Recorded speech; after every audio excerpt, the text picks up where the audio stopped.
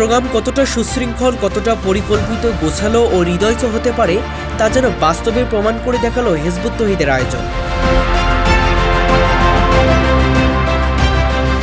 রাজধানীর কাকরাইলে অবস্থিত institution of diploma engineers Bangladesh IDB অডিটোরিয়ামে অনুষ্ঠিত হল ভিন্নধর্মী হিজবুত তৌহিদের এক বিশেষ আলোচনা সভা। সকাল ৯টা বাজতেই অডিটোরিয়াম ছিল পুরোপুরি প্রস্তুত। সাজানো গোছানো পরিবেশে একে একে আসতে থাকেন দেশের নানা প্রান্ত থেকে আসা ধর্মপ্রাণ মুসল্লিরা।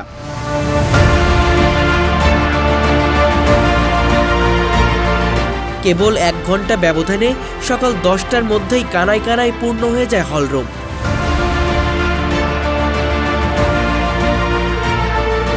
এরপর পবিত্র কোরআন তেলাওয়াতের মাধ্যমে সূচনা হয় মূল অনুষ্ঠান।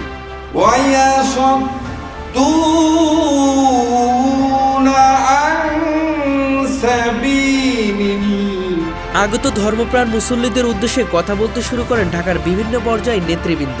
উপস্থিত সবাই মনোযোগ দিয়ে শুনছেন। আপনার গত শতাব্দীতে দুটা বিশ্বযুদ্ধ আমরা দেখতে পাচ্ছি, কোটি কোটি বনে আদমকে হত্যা করা হয়েছে। মায়ানমারের ভবিষ্যৎ দেখেছেন? সেখান থেকে ১০ লক্ষ মুসলমানকে বিতাড়িত করা হয়েছে। লক্ষ লক্ষ নারী ধর্ষিতা হয়ে তারা এই দেশে প্রবেশ করেছে। বাংলাদেশের মানুষ যে ইসলাম ধর্মটা তাদেরকে খাওয়ানো হচ্ছে সেটা হচ্ছে আবেগ অনুভূতির ইসলাম। উত্তেজনা সৃষ্টি করা হয়, জুমার নামাজের আগের থেকে উত্তেজনা সৃষ্টি হয়, জুমার নামাজ পরে তারা একটা উত্তেজনা নিয়ে তারা কিছু বাড়ি ঘর ভাঙচুর করে। আমাদের নারীরা রাসূলের পাক সাল্লাল্লাহু আলাইহি ওয়াসাল্লামের মসজিদ পর্যন্ত ঝাড়ু দিত। এটা কখনো আমরা কয়জন শুনেছি আমি জানি না। রাসূলুল্লাহর সাথে তারা যুদ্ধে গেছেন, তারা রাসূলুল্লাহর সাথে হজে গেছেন, তারা আলোচনা শুনেছেন, মসজিদে গেছেন, অর্থাৎ সর্ব অঙ্গনে সামাজিক কাজে, সংগঠন করতে, রাষ্ট্র পরিচালনায় হেল্প করতে, প্রত্যেকটা কাজে আল্লাহ রাসূল নারীদেরকে সাথে নিয়ে করেছেন। ঠিক সকাল 11টায় অডিটোরিয়ামে প্রবেশ করেন হিজবুত তৌহিদের সর্বোচ্চ নেতা ইমাম হুসাইন মোহাম্মদ সেলিম। মুহূর্তেই গর্জে ওঠে স্লোগান, মাননীয় ইমামের আগমন, শুভেচ্ছার স্বাগতম, জঙ্গিবাদের ঠিকানা বাংলাদেশে হবে না, ভয় নাই মাননীয় ইমাম, আমরা আছি লাখো ভাই। এমন স্লোগানে উত্তাল হয়ে ওঠে পুরো অডিটোরিয়াম।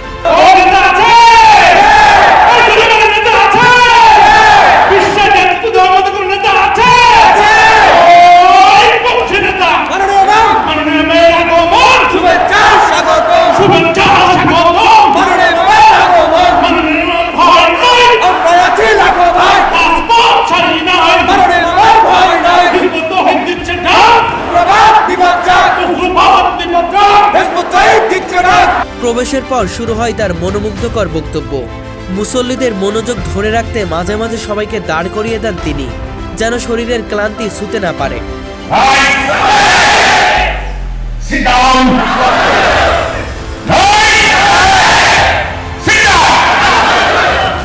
সকাল 11টা থেকে বিকাল 3টা পর্যন্ত 4 ঘন্টা বক্তব্য যেন এক মুহূর্তেই পার হয়ে যায়। কেউ বুঝতেই পারেন না কখন বেলা গড়িয়েছে। আমরা আল্লাহ বিশ্বাস করি, আল্লাহর প্রতি আমরা তাসবিহ তাহলিল সুবহানাল্লাহ বলি, কিন্তু আমরা কি করেছি? আমাদের জাতীয় রাষ্ট্রীয় অর্থনৈতিক জীবনে আল্লাহ যে মানদণ্ড দিয়েছেন, আল্লাহ যে হুকুম দিয়েছেন, সেই হুকুমকে আমরা অস্বীকার করেছি। আল্লাহর হুকুম বাদ দিয়ে আমরা কার হুকুম মানছি?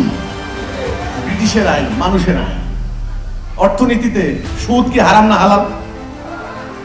আমরা আমাদের অর্থনীতি কিসের? সুদের। কোর্ট কাছারিতে আদালতে চোর, ডাকাত, খুনি, মার্ডারার, ব্যভিচারী মানে ধর্ষক এর শাস্তি কি হবে? আল্লাহ কোরআনে কি দেন নাই? আমরা কোন আইন মানছি? ব্রিটিশ আর রোমান। আল্লাহটা বাদ দিছি। এই জন্য আল্লাহ কোরআনে বলে দিয়েছেন, তোমরা কি আমার কিছু মানো না, এই সিদ্ধান্ত নিয়েছো? আফাতুমিনুনা বিবাদিল কিতাবে ওয়া তাকফুরুনা বিবাদ। আমার কিতাবের কিছু মানবা, কিছু মানবা না, তবে দুনিয়ার জীবনে ভয়াবহ শাস্তি, খিজিউন ফিল হায়াতুদ দুনিয়া। এখন বলেন তো দেখি, আমরা কি আর মুসলমান থাকলাম? আমরা কি মুমিন থাকলাম? সর্বনাশটা কোন জায়গায় হয়েছে? আমরা কি তাওহীদে আছি? আমরা কি ঈমানে আছি? ঈমানবিহীন আমল করে যাচ্ছি, তাওহীদে নাই। লা ইলাহা ইল্লাল্লাহ যে কথাটা, যে আল্লাহর সাথে যে চুক্তি ছিল, আল্লাহ আমরা তোমার হুকুম বিধান ছাড়া আমরা কারো হুকুম বিধান মানি না, এই কথার মধ্যে আমরা নাই। আমরা হুকুম মানছি ব্রিটিশের, আইন মানছি ব্রিটিশের, মানুষের, গায়রুল্লাহ। আমরা আনুগত্য করছি তাগুত, আমরা আল্লাহর আনুগত্য করছি না, ফলে আমরা ঈমান থেকে আউট। এরপর হিজবুত তহিদের ইমাম নিজে দাঁড়িয়ে থেকে শুরু করেন দুপুরে খাবার বিতরণ। সবার মাঝে নিজে দাঁড়িয়ে খাবার পৌঁছে দেওয়ার এই নজিরবিহীন দৃশ্য ছিল এক কথায় অসাধারণ। কোনো বিশৃঙ্খলা নেই ঠেলাঠেলি, শুধু শৃঙ্খলতা। চমৎকারভাবে সুশৃঙ্খল পরিবেশে খাবার গ্রহণ করছে সবাই। অত্যন্ত সুন্দর অত সুন্দর শৃঙ্খলা। অনেক লোকজন হলেও তারপর ডিসিপ্লিন এতই ভালো ছিল, কোনো প্রবলেম হয় নাই, কোনো বিশৃঙ্খলা হয় নাই। চমৎকার সিস্টেম। অডিটোরিয়ামের হলরুমে প্রবেশের আগে রয়েছে এক অসাধারণ চোখ জোড়ানো দৃশ্য, যেখানে দেখা মিলেছে একটি মেডিকেল ক্যাম্প, যেখানে ফ্রিতে চিকিৎসা দেওয়া হচ্ছে, কোনো প্রকার টাকা নেওয়া হচ্ছে না। আমাদের অনেক সময় অনেক দূর দূরান্ত থেকে ভাই বোন আসে, তারা অনেক অসুস্থ হয়ে পড়ে, তাদের সেবা করার জন্যই আমরা এখানে। কোনো প্রকার টাকা নিচ্ছেন কিনা? জি না। আপনি কি হোমিওপ্যাথি চিকিৎসা দিচ্ছেন না অ্যালোপ্যাথি? আমি এলিপতি সেক্টরে আছি। আচ্ছা, আমি একটু জানতে চাচ্ছি, আপনার কি শরীর খারাপ লাগছে কিনা?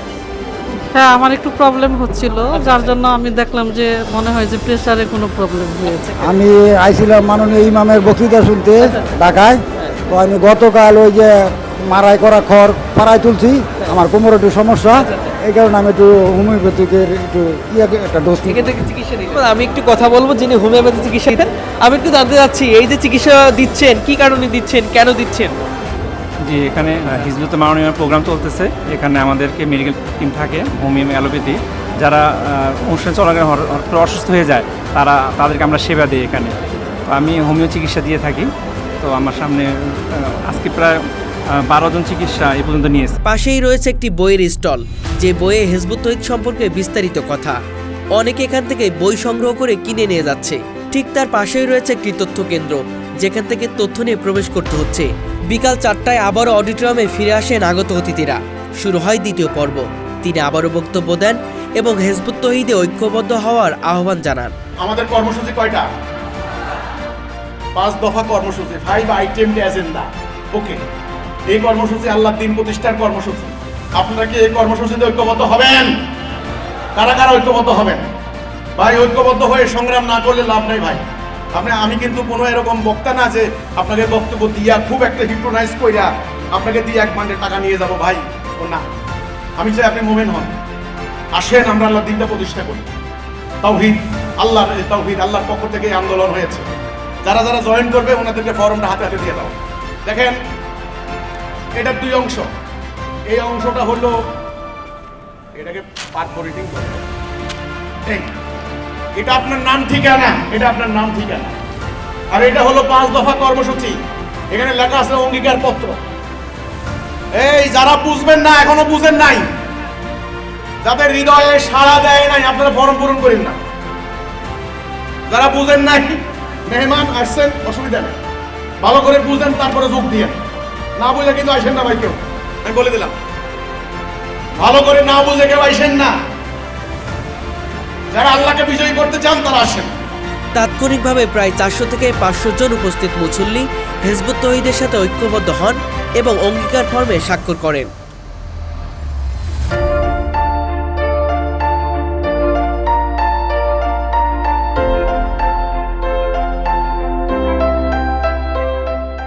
এরপর শুরু হয় প্রশ্ন উত্তর পর্ব। ধর্মপ্রাণ মুসল্লিরা সরাসরি প্রশ্ন করেন এবং ইমাম তার বিস্তারিতভাবে উত্তর দেন।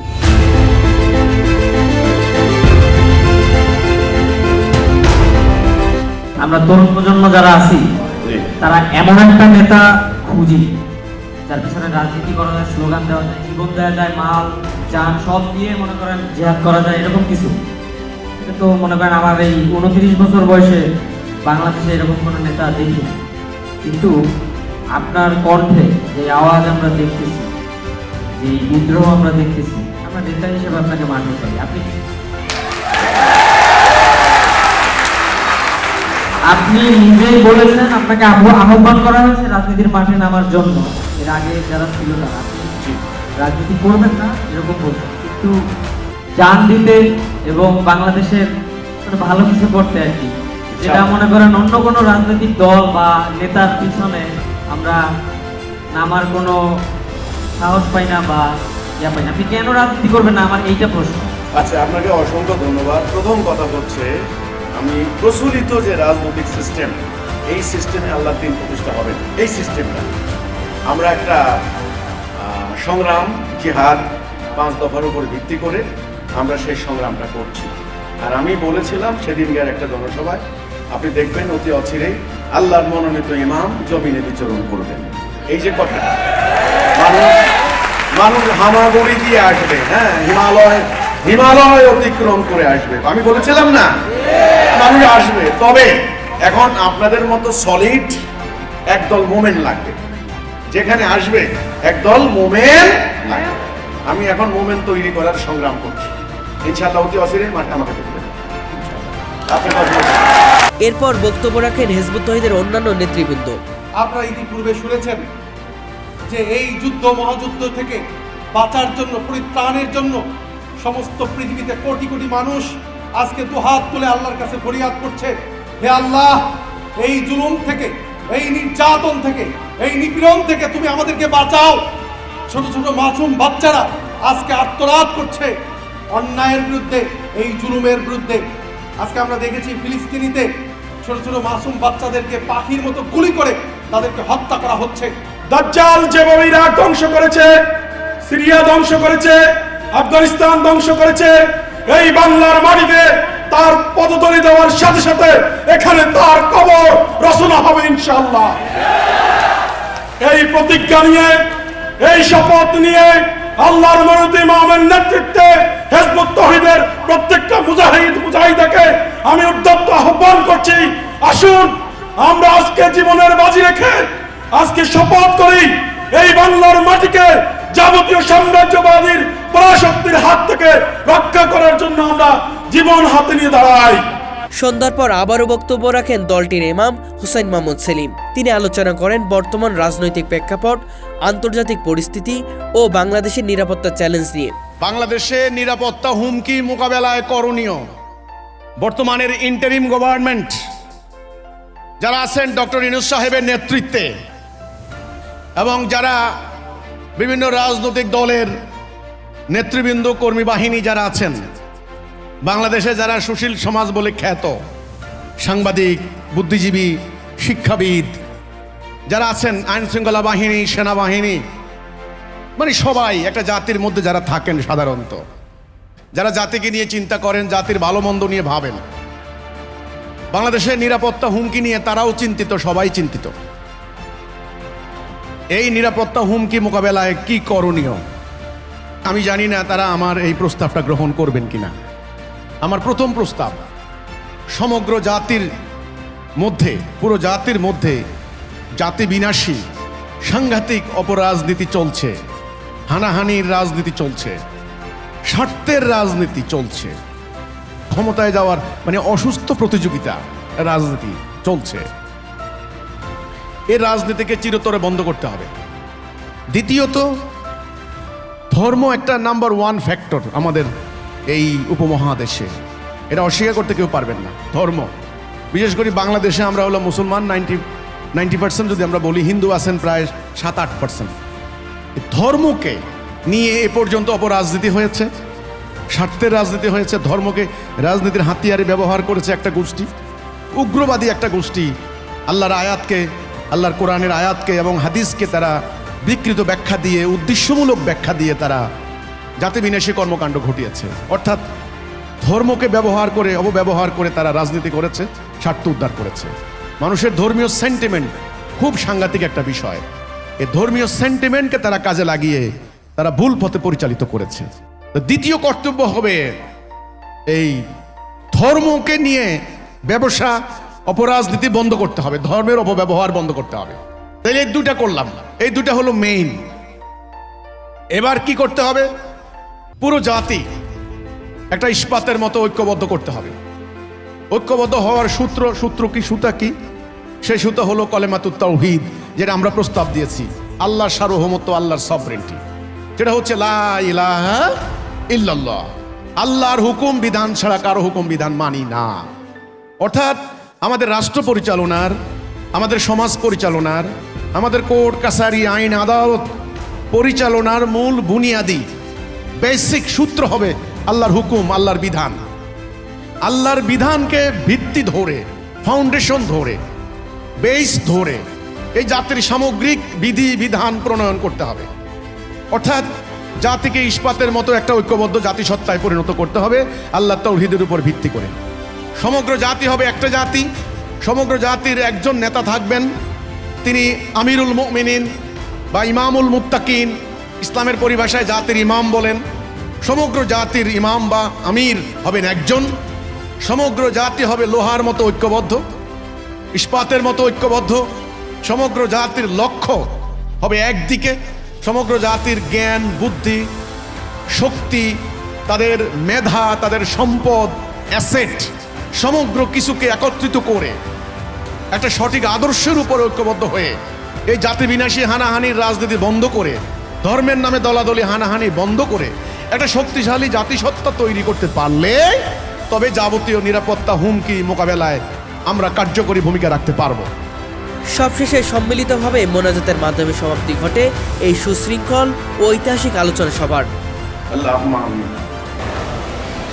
ربنا ظلمنا أنفسنا وإن لم تغفر لنا وترحمنا لنكونن من الخاسرين। আল্লাহ রাব্বুল আলামিন, হে আল্লাহ, আমরা গুনাহগার সাধারণ মানুষ, আমরা এই সত্য নিয়ে দাঁড়িয়েছি। আল্লাহ আমাদেরকে মৃত্যু পর্যন্ত এই পথে অটল অনড় রাখো। আল্লাহ, আল্লাহ আমাদের গুনাহ, ভুল, মিস্টেক, পাপ ক্ষমা করে দাও। আল্লাহ, আল্লাহ আমাদের ভাই বোনদের বিপদ আপদ বালা মুসিবত থেকে তুমি হেফাজত করো। আল্লাহ, শয়তানের চক্রান্ত, ইবলিসের চক্রান্ত থেকে হেফাজত করো। আল্লাহ, আল্লাহ আমাদের হৃদয়ের কৃপণতা দূর করে দাও, আমাদের ভয় ভীতি দূর করে দাও।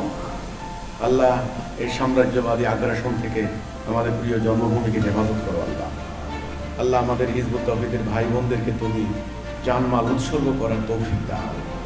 আল্লাহ আমাদের ক্ষমা করো, আল্লাহ আমাদের মাফ করো, আল্লাহ আমাদের ক্ষমা করে দাও।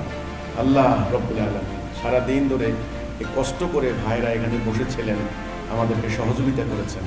আল্লাহ তাদের এই আমলকে তুমি জিহাদের সওয়াব দাও। আল্লাহ, আল্লাহ তারা সহি সালামতে তাদের বাসা বাড়িতে যেন ফিরতে পারেন, গাড়ি নিয়ে তাদেরকে তুমি বিপদ আপদ আল্লাহ সমস্ত সহি সালামতে তাদেরকে বাসা বাড়িতে ফেরত দিয়ে দিও। আল্লাহ, আল্লাহ রব্বুল আলামিন, আল্লাহ রোগে শোকে মরতে চাই না, আল্লাহ দুর্ঘটনায় প্রাণ হারাতে চাই না। আল্লাহ সত্য পেয়েছি, আল্লাহ সত্য প্রতিষ্ঠার জন্য রণাঙ্গনে শহীদ হতে চাই।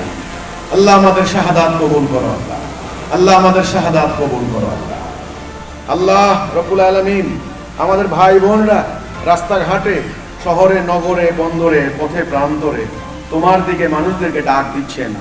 যে সমস্ত উগ্রবাদী শয়তান তাদেরকে ক্ষতি করার চেষ্টা করে, আল্লাহ তুমি তাদের হেফাজত করিও।